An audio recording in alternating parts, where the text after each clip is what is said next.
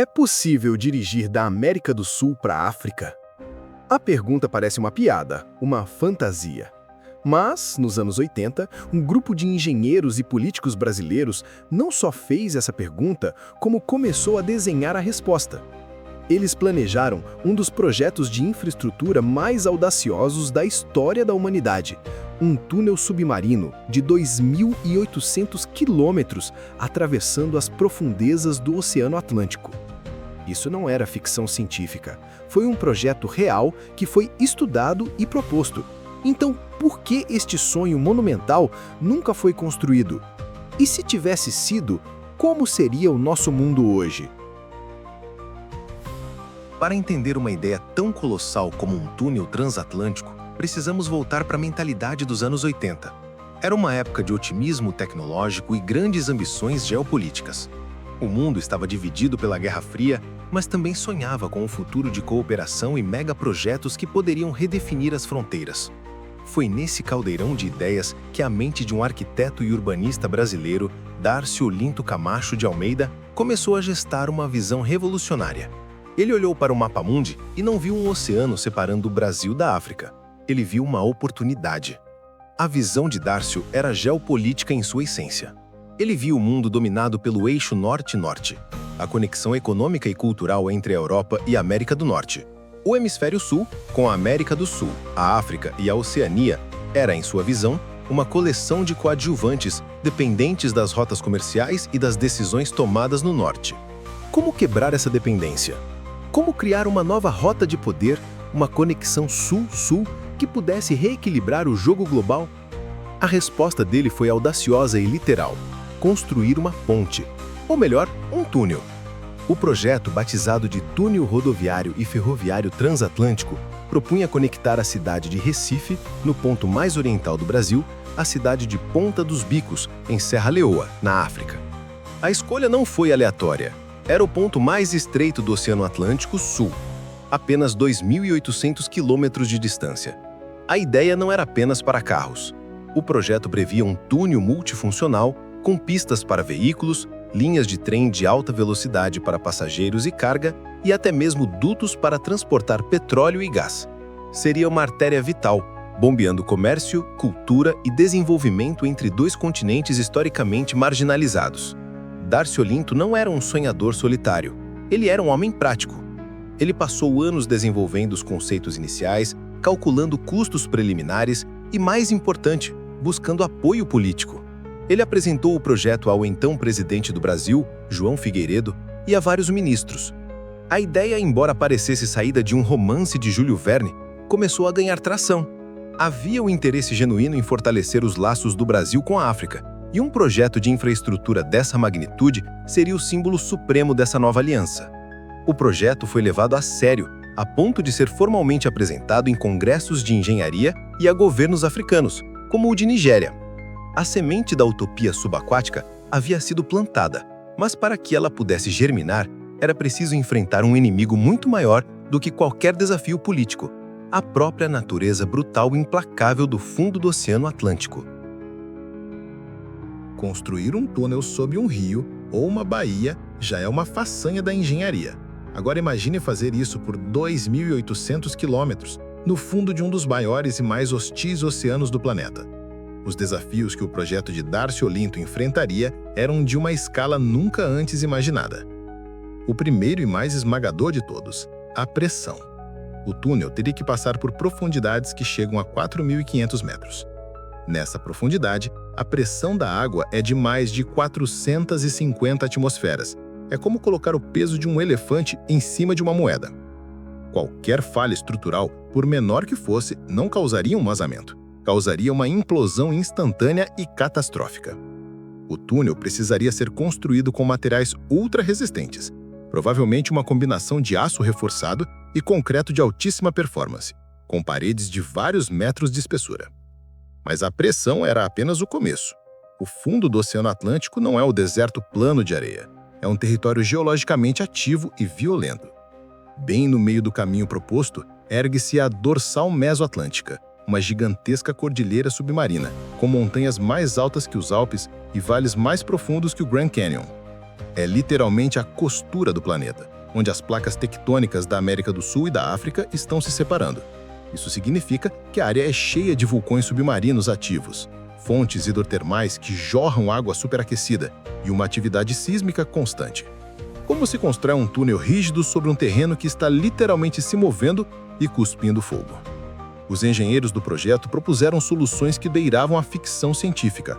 Uma das ideias principais era não construir o túnel diretamente no leito oceânico, mas sim ancorá-lo a uma certa distância acima, como uma ponte submersa.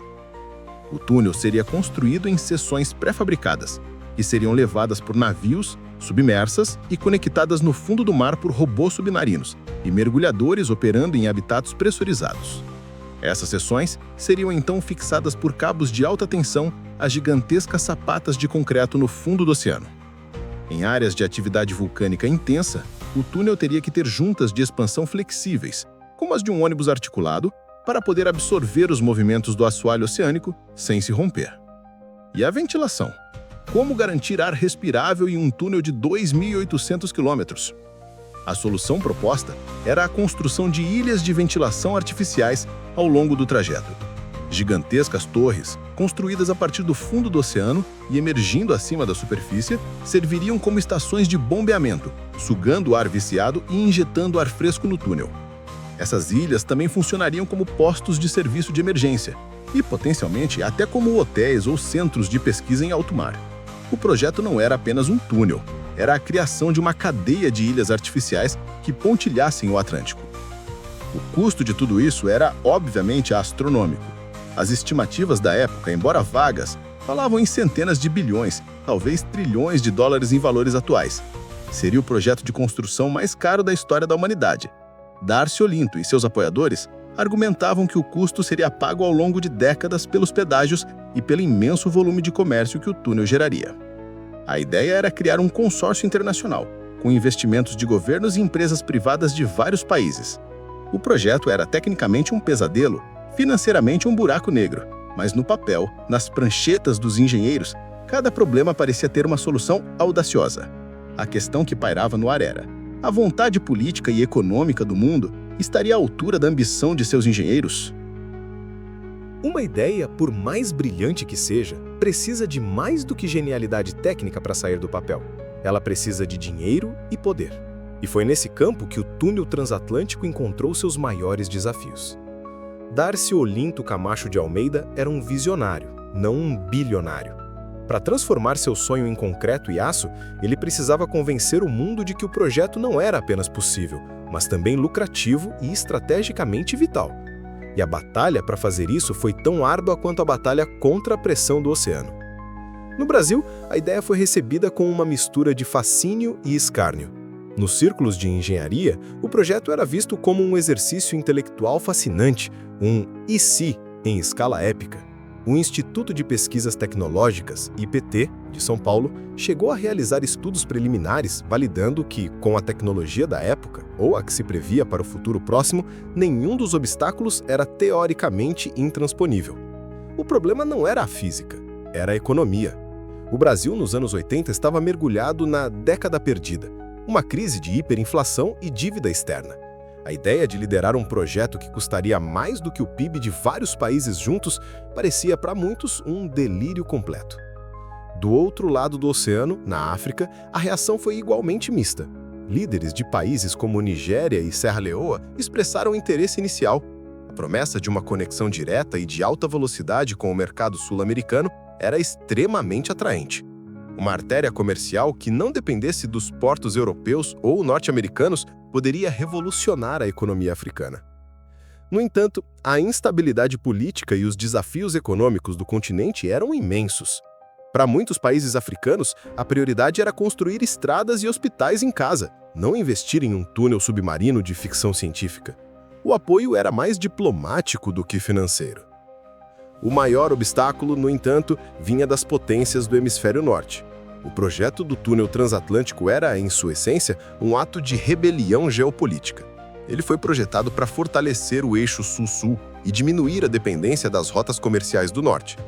Para os Estados Unidos e a Europa, um projeto dessa magnitude, liderado pelo Brasil e conectando-se à África, era visto como suspeita. Ele poderia alterar o equilíbrio de poder global. Embora nunca tenha havido uma oposição formal, havia uma clara falta de entusiasmo e, mais importante, de interesse de investimento por parte dos grandes bancos e corporações internacionais que teriam que financiar a maior parte do projeto. Sem o apoio financeiro do Norte, a utopia Sul-Sul estava destinada a permanecer um sonho. Com o passar dos anos, o otimismo inicial foi se esvaindo. A crise econômica no Brasil se aprofundava.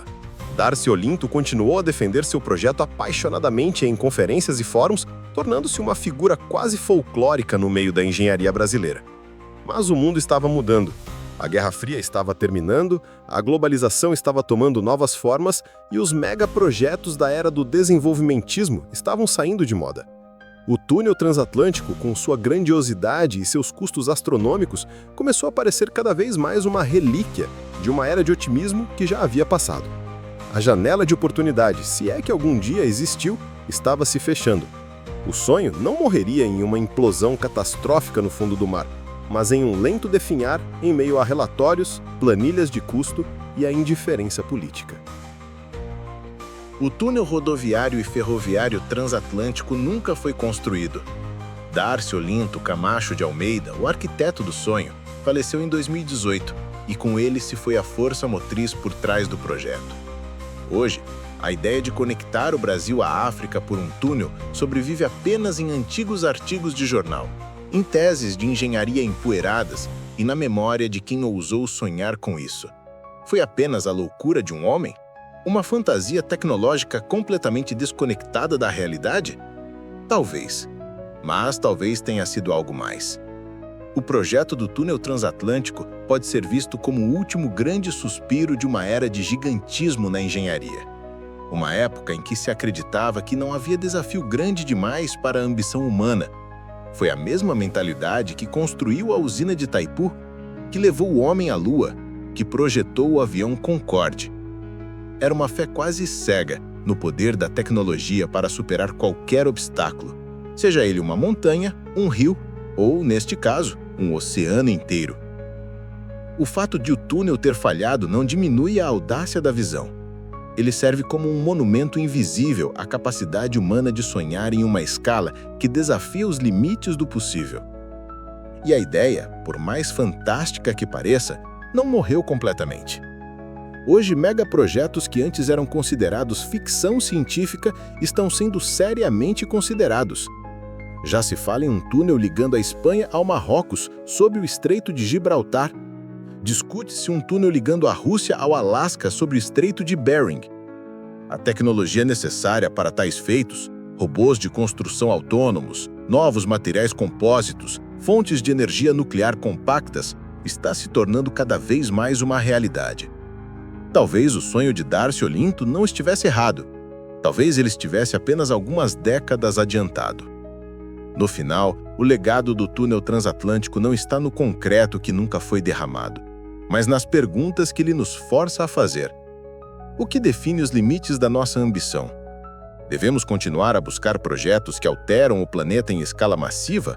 Ou devemos focar em soluções mais sustentáveis e locais? E talvez a pergunta mais importante: em um mundo cada vez mais conectado digitalmente, ainda precisamos de conexões físicas monumentais para nos sentirmos mais próximos? A história do túnel é uma cápsula do tempo, um lembrete de um futuro que poderia ter sido. Um futuro onde uma viagem de carro entre continentes seria possível. Um futuro que, por enquanto, permanece submerso nas profundezas do Oceano Atlântico, aguardando, talvez, uma nova geração de sonhadores tão audaciosos quanto aqueles dos anos 80. O túnel transatlântico nunca existiu, mas ele nos mostra que os sonhos mais loucos da engenharia podem nascer aqui mesmo, na América do Sul. Se você curte histórias de ambição e projetos que desafiaram a lógica, você precisa conhecer a saga de Fordlândia, a cidade americana que Henry Ford tentou construir no meio da Amazônia, em um dos fracassos mais espetaculares da história. A história completa está aqui, à esquerda. E se a ideia de uma força da natureza implacável te fascina, descubra a história real e aterrorizante da Ilha das Cobras, o lugar mais perigoso do mundo e o destino trágico de seus últimos habitantes. Essa expedição está te esperando aqui, à direita. Nosso canal é dedicado a explorar as ideias mais ousadas, os fracassos mais retumbantes e os mistérios mais profundos da nossa história. Se essa é a sua paixão, junte-se à nossa comunidade de exploradores se inscrevendo no canal. Sua curiosidade é o que nos move. Obrigado por sonhar conosco hoje. Nos vemos na próxima grande ideia.